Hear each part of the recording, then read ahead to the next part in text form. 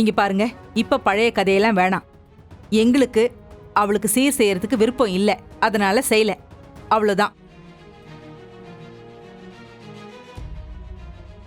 ஆமா ஆமா, ஜமுனா சொன்ன மாதிரி பழைய கதையெல்லாம் பேச ஆரம்பிச்சா அந்த கொலகாரிய பத்தி பேச வேண்டியிருக்கும்.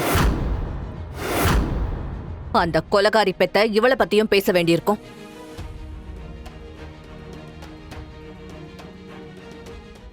சரிங்க, நீங்க சொல்ற மாதிரி அயலி உங்களுக்கு வேண்டாதவளவே இருந்துட்டு போகட்டும். ஆனா சிவா ஏன் தம்பி தானே, அவனுக்காவது நீங்க சீர் செய்ய நினைச்சிருக்கலாம்ல. தம்பினா கூட பிறந்த தம்பி இல்லல்ல.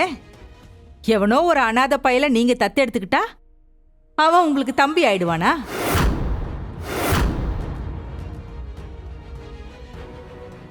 கொஞ்சமாவது பெரியவங்க பேசுற மாதிரி பேசுங்க.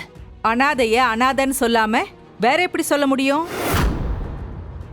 வேண்டாம், இன்னொரு தடவை இந்த வார்த்தையை சொல்லாதீங்க.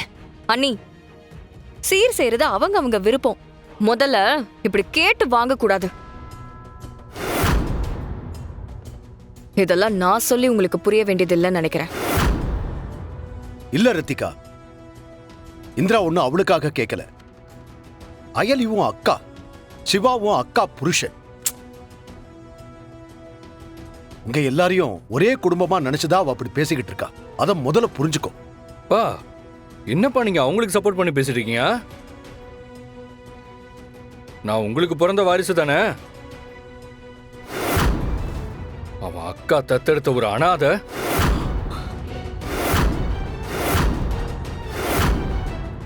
ரெண்டுத்துக்குமே வித்தியாசம் இருக்குல்ல. அவன் ஒண்ணு அனாதை இல்லடா.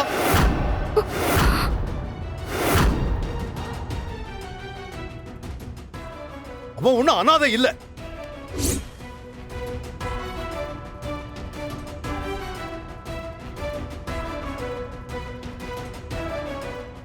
அவனை இனிமே யாராவது அப்படி சொன்னீங்க, அப்புறம் நான் என்ன பண்ணுவேன்னு எனக்கே தெரியாது.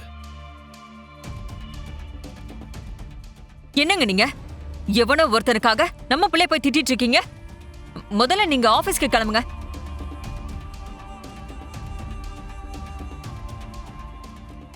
எல்லாத்தையும் பண்ணிட்டு எப்படி நிக்குது பாரு.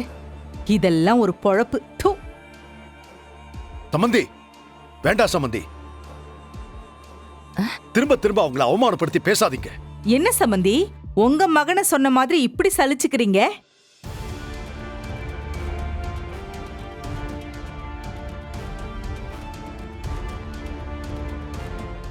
திண்ணையில கடந்தவனுக்கு திடுக்குன்னு வந்துச்சா வாழ்வுங்கிற மாதிரி அப்பா அம்மா யாருன்னே தெரியாதவன் இந்த குடும்பத்தோட வாரிசான். நல்லா இருக்குங்க உங்க நியாயம். ஆமாங்க, நான் அனாதை தான்.